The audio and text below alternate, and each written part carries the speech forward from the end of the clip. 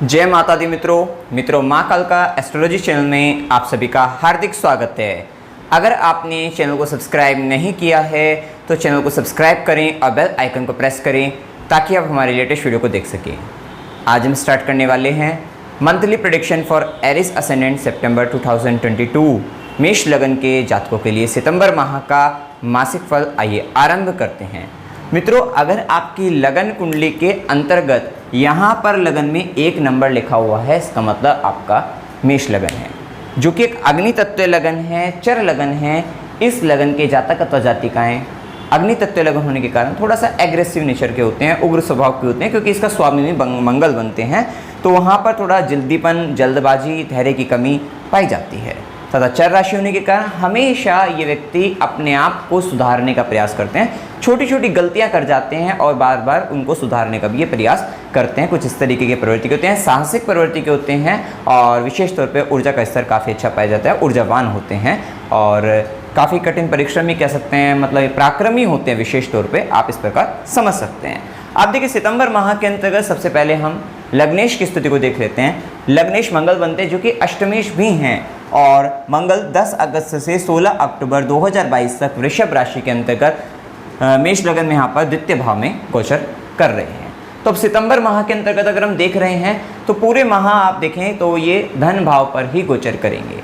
अब लग्नेश का धन स्थान पर जाना तो व्यक्ति का जो मोटो रहेगा, जो इस समय के अंतर्गत मेन पर्पस रहेगा, वो कहीं ना कहीं मेन फोकस जो रहेगा वो अपने परिवार के प्रति ज़्यादा ध्यान देने का दिख रहा है। अपने धन संचय को लेकर आप ज़्यादा चिंतित रह सकते हैं, मतलब उसके तरफ ज़्यादा मेन फोकस रहेगा, ज़्यादा आप ध्यान देते हुए नजर आ रहे हैं। तो ये स्थिति यहाँ पर दिखती है, क्योंकि द्वितीय भाव में आपके जीवा भी है, खान पान भी, एक तरीके से देखें तो मंगल जैसे ग्रह का जाना, तो वहाँ पर थोड़ा प्रभाव ये रहेगा कि आप थोड़ा तड़का लगाकर गर्म मसाले का इस्तेमाल करके उनका मतलब काफ़ी जो चटपटा आप भोजन कर सकते हैं। इस तरीके की स्थिति भी यहाँ पर दिखती है, मतलब स्पाइसी भोजन करने की संभावनाएं भी यहाँ पर बहुत अधिक बनती हुई दिखाई देगी। आपका स्पाइसी खाने का ज़्यादा मन करेगा, ऐसा आप कह सकते हैं। मिर्च मसाले ज़्यादा आप डालकर उनको खाने को बनाओगे, ऐसी स्थिति यहाँ पर देखी जाएगी। साथ ही यहाँ पर क्योंकि मंगल का प्रभाव है, वाणी भाव है और वृषभ राशि के अंतर्गत है यहाँ पर ये, तो एक बात और है कि कमिटमेंट भी ज़्यादा कर सकते हो, ऐसी भी स्थिति हो सकती है। साथ ही वाणी से कुतर्क करने की प्रवृत्ति भी आपकी बढ़ती हुई दिखाई देगी। मतलब कुछ भी कोई भी विषय हो, मतलब अगर आप डिबेट करना चाहते हैं, वहाँ पर पार्टिसिपेशन भी करना चाहते हैं, कहीं हो सकता है कहीं ऐसी जगह है जहाँ पर आपका डिबेट में पार्टिसिपेशन आपको करना है, तो आप किसी भी विषय के विपरीत अगर स्थिति में बोलना है, वहाँ पे कुतर्क आपको करने हैं, तो वहाँ पर आपके लिए बहुत ही अच्छी स्थिति रहेगी। आप बोलकर फाइट कर, मतलब जीत कर आएंगे, ऐसा हम यहाँ पर कह सकते हैं। मतलब एक अच्छी स्थिति यहाँ पर कुतर्क करने की भी दिखाई दे रही है और उसके लिए यहाँ पर अच्छी स्थिति दिखेगी, ये स्थिति हम यहाँ पर कह सकते हैं। तो यहाँ पर मंगल का ये प्रभाव आपको देखने को मिलेगा। साथ ही मंगल की क्योंकि चौथी दृष्टि, चतुर्थ दृष्टि ये पंचम भाव पर रहेगी। अब मेन फोकस आपका धन के लिए भी है कि मंगल का प्रभाव यहाँ पर आपको मतलब धन की वृद्धि के लिए भी आपका विशेष तौर पे प्रयास रहेगा। साथ ही मंगल की जो दृष्टि पड़ रही है वो पंचम भाव पर भी रही है, तो वहाँ पर आकस्मिक धन लाभ के भी साधन है, शेयर मार्केट वगैरह भी है, वहाँ पर आपकी इच्छाएं तीव्र बढ़ेगी और आप जल्दबाजी में निर्णय कोई ले सकते हैं, ये भी स्थिति यहाँ पर देखने को मिलेगी। ये बात तय है कि जब तक मंगल वृषभ राशि में है और सूर्य पंचम भाव में है, पंचमेश बनकर, और साथ ही क्योंकि मंगल की दृष्टि अभी इसके बारे में बताएंगे, अष्टम भाव पर भी रहेगी, गुरु का वक्री होना भी, ये प्रभाव आकस्मिक धन लाभ के लिए भी योग अच्छे खासे बना रहे हैं। सितंबर माह के अंतर्गत ये आपको अचानक से धन लाभ दिला सकते हैं, शेयर मार्केट वगैरह में आपको विशेष तौर पर लाभ प्राप्त हो सकता है, इस संभावना को भी यहाँ पर बताते हैं। साथ ही मंगल की चौथी दृष्टि पड़े, थोड़ा सा यहाँ पर आपको संतान से संबंधित कुछ कष्ट आपको हो सकता है, संतान के साथ संबंधों में या कहीं ना कहीं संतान से संबंधित आपको परेशानी हो सकती है, क्योंकि संतान के सुख में मंगल थोड़ी बाधा यहाँ पर डाल सकता है संतान सुख को लेकर। तो ये स्थिति भी यहाँ पर, और गर्भवती महिलाओं को थोड़ा सावधान रहने की आवश्यकता भी रहेगी, विशेषकर जो गर्भवती महिलाएं उनको, क्योंकि यहाँ पर देखिए सूर्य का भी प्रभाव रहेगा, मंगल का भी प्रभाव, अग्नि का ग्रहों का इतना अधिक प्रभाव जब पंचम से संबंध बनेगा, तो जो गर्भवती महिलाएं हैं उनके लिए यहाँ थोड़ा परेशानी का समय बन सकता है। वैसे गुरु वक्री होकर दृष्टि डाल रहे हैं तो सुरक्षा आपकी हो रही है, बस थोड़ा सा आपको ध्यान देने की यहाँ पर आवश्यकता रहेगी। इस स्थिति का आपको विशेष तौर पर ध्यान देना चाहिए। इसके बाद देखिए, मंगल लग्नेश बनकर धन भाव में बैठे और मंगल की सीधी दृष्टि पड़ रही है आपके अष्टम भाव पर यहाँ पर रही है, अपने ही घर को देखेंगे तो यहाँ पर आकस्मिक धन लाभ के योग बना सकते हैं, रिसर्च काम से आपको फ़ायदा दिला सकते हैं और ससुराल पक्ष से भी आपको फ़ायदा दिला सकते हैं। साथ ही क्योंकि ये मंगल चतुर्थ से 11 होकर बैठे हैं और अष्टम में भी अपने घर को देखते हैं, तो ये स्थिति एक बात और यहाँ पर बताती है कि आपको पैतृक संपत्ति का भी लाभ इस समय के अंतर्गत प्राप्त हो सकता है। तो वो दशा अंतर्दशा अगर आपको इस तरीके की मिल रही होगी और जन्म कुंडली में अगर योग होंगे तो विशेष तौर पे यहाँ पर इस समय के अंतर्गत कहीं ना कहीं पैतृक संपत्ति का लाभ आपको होता हुआ दिखाई देगा। साथ ही मंगल की 8वीं दृष्टि जो कि नवम भाव पर रहेगी और नवम भाव पर रहने के पश्चात क्योंकि नवमेश खुद 12वें जा रहे हैं, स्वराशि है लेकिन थोड़ा पिता की स्वास्थ्य से संबंधित परेशानी बन सकती है और खासकर जब 17 सितंबर के बाद सूर्य सिंह से कन्या में आ जाएंगे क्योंकि पिता के कारक ग्रह सूर्य कारक को भी देखेंगे तो यहाँ पर थोड़ा सा पिता को से संबंधित कष्ट आपके जीवन में बढ़ सकता है, पिता को लेकर परेशानी बढ़ सकती है और मंगल की 8वीं दृष्टि के परिणाम स्वरूप थोड़ा वहाँ पे कुतर्क होना, पिता के साथ ही कुछ झगड़े की स्थिति बन जाना या कुतर्क हो जाना, ऐसी स्थिति बन जाती है। तो थोड़ा सा यहाँ पर पिता को लेकर कष्ट, खासकर जब सूर्य सिंह से कन्या में आ जाएंगे 17 सितंबर के बाद तो वहाँ पर स्थिति ज़्यादा देखने को मिलेगी। इस नए समय तक ठीक है, स्थिति कोई ज़्यादा खराब स्थिति नहीं है। अब देखिए थोड़ा सा एक प्रभाव और ध्यान रखना कि जब मंगल का प्रभाव द्वितीय भाव में आएगा लग्नेश बनकर, कहीं ना कहीं आप अपनी फैमिली के अंतर्गत जीतने का प्रयास करेंगे और क्योंकि मंगल का काम थोड़ा फाइट करके लड़कर जीतने का रहता है तो हो सकता है और लड़कर भी क्योंकि वाणी भाव पर आया है तो हो सकता है कि कुछ कड़वा बोलें, गलत बोलें, तब वहाँ पर आप अपने आप को जीतने का वहाँ पर प्रयास करें तो ये भी स्थिति यहाँ पर हो सकती है। तो थोड़ा बोलते वक्त आपको सावधान रहने की आवश्यकता रहेगी। इसके बाद देखिए मंगल के प्रभाव के बाद अगर हम जाने तो सूर्य के प्रभाव को जान लेते हैं। सूर्य का प्रभाव 17 अगस्त से 17 सितंबर तक सूर्य सिंह राशि के अंतर्गत अर्थात पंचमेश पंचम भाव में गोचर कर रहे हैं। तो पंचम भाव के अंतर्गत जब सूर्य का गोचर रहता है तो एक अच्छी स्थिति है कि आप कहीं ना कहीं बुद्धि से मतलब आपकी बुद्धि में काफ़ी ऊर्जा आप काफ़ी अच्छी रहेगी, कुछ करने की तीव्र चाह आपके अंतर्गत यहाँ पर देखने को मिलेगी। वैसे मेष लगन वालों के अंतर्गत तो चाह तो बहुत ज़्यादा रहती है, इच्छा काफ़ी अग्नि तत्व का प्रभाव होने के कारण यहाँ पर विशेष डिजायर, विशेष इच्छाएँ रहती है, उसको इच्छा को पूरा करने के लिए व्यक्ति काफ़ी पराक्रम भी करता है। तो यहाँ पर एक बात और, क्योंकि यहाँ पर पंचम भाव में जब सूर्य आते हैं सत्व के ग्रह हैं और गुरु वक्रियों के गुरु की भी दृष्टि है, विशेषकर राहु की भी है, गुरु की भी है। तो जन्म कुंडली में अगर पाप प्रभाव में होंगे और दशांतशा इस तरीके की चल रही होगी तो वहां पर अगर पाप प्रभाव में है तो ये राहु ज्यादा एक्टिवेट हो जाएगा, ऐसा समझ सकते हैं, जिसके कारण गलत निर्णय होने की संभावना है, गलत तरीके से काम करने की प्रवृत्ति को भी बताएंगे और या फिर डिसीजन अगर कोई लेना है तो जल्दबाजी में गलत निर्णय लेने की भी स्थिति को यहाँ पर बता सकते हैं। लेकिन विशेषकर अगर सही स्थिति में है जन्म कुंडली में भी तो यहाँ पर जो गुरु की भी दृष्टि पड़ रही है, सूर्य का प्रभाव है, ये कहीं ना कहीं विशेष तौर पर आपकी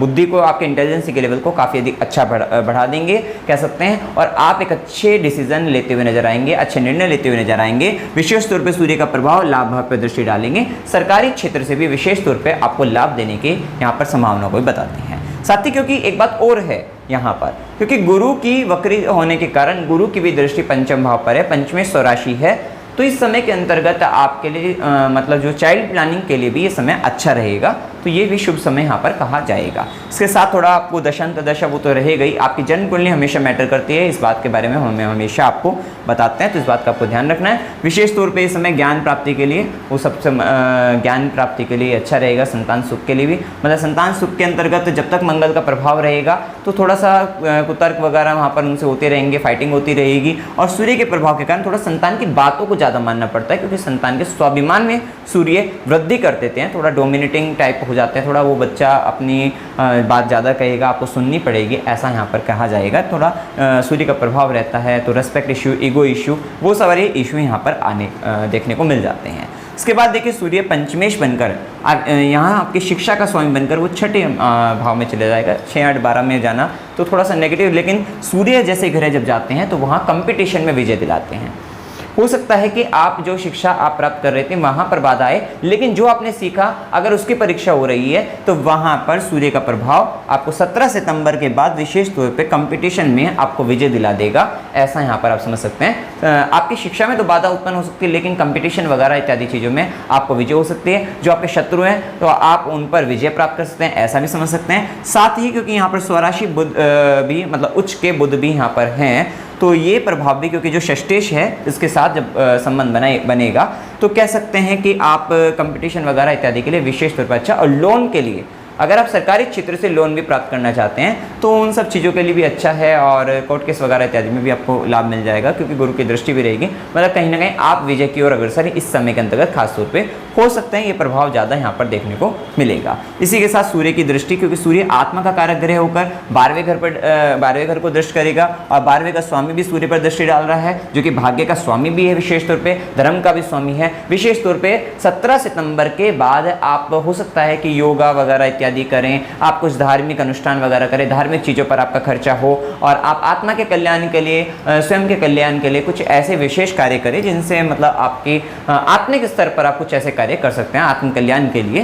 यहाँ पर कुछ ऐसे कार्य करते हुए नजर आ सकते हैं, तो ये प्रभाव भी आपको देखने को मिलेगा। थोड़ा 17 सितंबर का बस पिता को लेकर थोड़ी दिक्कतें हो सकती हैं, तो वहाँ पर आपको ध्यान देने की आवश्यकता रहेगी, क्योंकि मंगल की 8वीं दृष्टि भी ये नवम भाव पर है, और राहु की भी 9वीं दृष्टि नवम भाव पर है, तो थोड़ा सा पिता के लिए हो सकता है यहाँ पर नेगेटिव स्थिति बने। अदरवाइज ये स्थिति आपको अच्छे लाभ दे सकती है, फायदा दिला सकती है। साथ ही नौकरी वगैरह भी अगर आप प्राप्त करना चाहते हैं तो, क्योंकि छठे का मालिक छठे में सूर्य का प्रभाव भी रहेगा, गुरु की दृष्टि भी रहेगी, तो ये प्रभाव नौकरी प्राप्त करने के लिए भी ये स्थिति अच्छी है, क्योंकि कर्म भाव का स्वामी कर्म भाव के अंतर्गत रहेगा, और शनि का भी वक्री स्थिति में होकर, वक्री शनि नवम से अगर आप देखोगे तो 10वीं दृष्टि भी छठे पर आती है, और जब शनि और गुरु दोनों का प्रभाव छठे में आता है, अगर आपकी दशा भी इस तरीके की सही चल रही है थोड़ा सा, क्योंकि यहाँ पर लाभ की स्थिति भी होकर, तो ये आपको विशेष तौर पे नौकरी दिला सकते हैं। इंटरव्यू वगैरह आपके क्लियर हो जाएंगे, नौकरी आपको प्राप्त हो जाएगी, ऐसी स्थिति में यहाँ पर पता लगती है, खासकर 17 सितंबर के बाद जब सूर्य कन्या राशि के अंतर्गत गोचर करेंगे, तो स्थिति अच्छी है।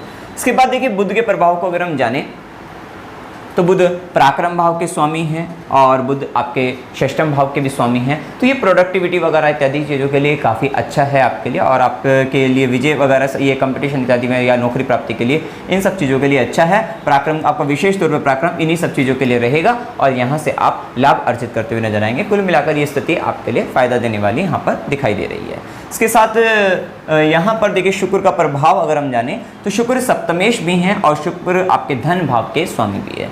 तो शुक्र सबसे पहले तो शुक्र सिंह राशि के अंतर्गत पंचम भाव में गोचर करेंगे, जो कि आपके creative talent, artistic and creative talent में विशेष तौर पर वृद्धि करने वाले रहेंगे। थोड़ा सा प्रेम संबंध वगैरह इत्यादि में आपका ध्यान जा सकता है, और खासकर लव मैरिज के लिए भी ये समय अच्छा दिखता है, जब तक शुक्र यहाँ पर सिंह राशि में 24 सितंबर तक दिखते हैं, क्योंकि सूर्य और शुक्र का आपस में, सूर्य सप्तमेश हैं, सूर्य पंचमेश हैं, शुक्र सप्तमेश हैं। सप्तमेश और पंचमेश का संबंध परस्पर पंचम भाव में, और लाभ भाव को देखेंगे, मतलब जो लाभ भाव इच्छा पूर्ति का है उसको देखते हैं। साथ ही शनि और गुरु दोनों का प्रभाव सप्तम पर दृष्टि डाल रहे हैं, विवाह के लिए एक अच्छा समय रहता है। शनि की दशम दृष्टि और गुरु वक्री होकर नवम दृष्टि सप्तम भाव पर देख रहे हैं, तो ये स्थिति यहाँ पर लव मैरिज रिलेटेड कार्य के लिए, मतलब इनके लिए अच्छी स्थिति यहाँ पर कही जाएगी, तो ये प्रभाव यहाँ पर देखने को मिलेगा। साथ ही शुक्र क्योंकि धन भाव के स्वामी है, आपके संचित धन आपका पंचम में जा रहा है सिंह राशि के अंदर, मतलब 24 सितंबर तक आप अपने पैसे को अपनी संतान पर हो सकता है खर्च कर सकते हैं, या अपने आकस्मिक धन लाभ, मतलब शेयर मार्केट से संबंधित कार्यों के लिए आप वहाँ पर भी खर्च कर सकते हैं, लगा सकते हैं, और उससे लाभ भी आपको प्राप्त होता हुआ दिख रहा है। तो इन सब चीज़ों में आपका विशेष तौर पर, और हो सकता है कुछ सीखने के लिए, एजुकेशन के लिए, अपनी स्वयं की शिक्षा के लिए भी आप धन लगा सकते हैं, वहाँ पर खर्च कर सकते हैं, और फिर उससे आपको फायदा होगा। और आर्टिस्टिक एंड क्रिएटिव टैलेंट में, ये क्रिएटिव चीज़ों में, डिजाइनिंग की चीज़ों में आपको विशेष तौर पे आपको लाभ देने वाला रहेगा। अब इसके साथ देखिए शुक्र का प्रभाव जो रहेगा, क्योंकि यहाँ तक तो स्थिति सही है, लेकिन जब शुक्र कन्या राशि में नीच के हो जाएंगे, और शुक्र छठे भाव के अंतर्गत मरण कारक स्थान होता है शुक्र का, तो ये मरने जैसा फील होता है यहाँ पर, मतलब शुक्र को ऐसा फील रहता है, क्योंकि ये रोग रिपो ऋण झगड़े का स्थान है, और शुक्र को एंटरटेनमेंट के ग्रह हैं, ये आनंद के भोग विलास ऐश्वर्य के ग्रह हैं। तो यहाँ पर विशेषतः 12वें को देखेंगे तो ऐसा कुछ करेंगे, खर्चा ऐसा कर देंगे कि हो सकता है कर्ज में आ जाए, ऐसा खर्चा कर देंगे जिससे कर्ज में आ जाएं। ये सब 24 सितंबर के बाद की बातें रहेंगी। 24 सितंबर से 18 अक्टूबर तक शुक्र कन्या राशि के अंतर्गत आएंगे, और हो सकता है कि देखिए लोन मिलने के लिए तो समय अच्छा कहा जाएगा, क्योंकि नीच भंग राजयोग के साथ भी ये रहेंगे। शुक्र कन्या में बुध का भी प्रभाव रहेगा, नीच भंग राजयोग यहाँ पर बन जाएगा, जिसके कारण हो सकता है कुछ घटनाएं आपको पहले नेगेटिव भी दिखे लेकिन बाद में वो पॉजिटिव होती हुई दिखाई दे सकती है। साथ ही क्योंकि धन भाव का स्वामी का संबंध जब छठे से है और इस तरीके की नीच भंग राजयोग की स्थिति में, तो ये आपको लोन वगैरह आपको अच्छा दिला सकते हैं, मतलब उन सब चीज़ों से फायदा दिला सकते हैं, वो स्थिति आप देख सकते हैं। लेकिन अपने खाने पीने पर नियंत्रण रखना है, नहीं तो वो भोग आपको रोग में तब्दील होकर दिखाई दे सकता है। शुगर से संबंधित भी परेशानी आपको यहाँ पर देखने को मिल सकती है। साथ ही क्योंकि वो सप्तमेश बनकर छठे में जा रहे हैं, अपने से 12वें हो रहे हैं और सप्तम भाव पर भी बहुत नेगेटिव प्रभाव है, राहु केतु शनि का प्रभाव है। विशेषकर गुरु की वक्री होने के कारण दृष्टि है, लेकिन फिर भी यहाँ पर केवल एक गुरु की पॉजिटिव एस्पेक्ट है, तो इसलिए बचाएगी, जो रक्षा तो करेगी, लेकिन कहीं ना कहीं जीवन साथी अपने आप को कमजोर महसूस कर सकते हैं, वीक महसूस कर सकते हैं, हेल्थ वाइज भी कर सकते हैं, अकेलापन भी महसूस कर सकते हैं, कहीं आपसे दूर भी जा सकते हैं, अलगाव की स्थिति आ सकती है। क्योंकि शुभ ग्रह है तो इस तरीके की स्थिति यहाँ पर बहुत ज़्यादा दिक्कतें नहीं करके करेगा, वो एक सरल तरीके से कर सकता है। लेकिन हाँ, अगर आपकी जन्म कुंडली के अंतर्गत मैरिज लाइफ बिगड़ी हुई है, दशांत दशा भी कुछ सही नहीं चल रही है, अच्छी नहीं चल रही है, तो ये आपके लिए थोड़ा नेगेटिव क्रिएट हो सकता है, मतलब नेगेटिव तरीके से आप सेपरेशन में जा सकते हैं। अदरवाइज यहाँ पर हेल्थ वगैरह बिगड़ कर या कमजोर महसूस कर सकते हैं आपके जीवन साथी, उस स्थिति को यहाँ पर बताता है। ठीक है, तो यहाँ पर ये स्थिति देखने को मिल सकती है, ये प्रभाव देखने को आपको मिलेगा। इसके बाद देखिए गुरु के प्रभाव को अगर जाने तो गुरु देखो भाग्य का स्वामी होकर 12वें में जा रहा है, आपका भाग्य बाहर जा रहा है, विदेश वगैरह है, तो हो सकता है कि अगर आप बाहर की कंपनी वगैरह में काम भी करते हैं या बाहर विदेशों से आपका संबंध है या विदेश में रहते हैं, तो आपके लिए अच्छा रहे, अच्छे रिजल्ट आपको दे सकता है। लेकिन अगर आपका संबंध बाहर की कंपनी वगैरह इत्यादि से नहीं है, तो ये कहीं ना कहीं भाग्य हानि या फिर मतलब खर्चा अगर आपका होता भी है तो धार्मिक चीज़ों पर अगर आप खर्चा करोगे तो वहाँ पर विशेषकर लाभ रहेगा। गुरु के आश्रम में अगर आप सेवा देते हैं, विशेष तौर पर भाग्य की वृद्धि देने वाला करने वाला रहेगा, धार्मिक कार्य पर खर्चा करता है, तो आपके लिए फायदेमंद देखने को मिलेगा। साथ ही क्योंकि स्वराशि है तो ये अच्छे ही मतलब रिजल्ट देखने को यहाँ पर मिलेंगे। थोड़ा कंजूस आपको बना सकता है क्योंकि यहाँ पर गुरु का जो प्रभाव रहेगा 12वें घर के अंतर्गत, तो ये स्थिति यहाँ पर आ सकती है। साथ ही गुरु की 5वीं दृष्टि, ज्ञान की दृष्टि, ये गुरु की दृष्टि भी है और साथ साथ शनि का भी प्रभाव चतुर्थ पर पड़ रहा है।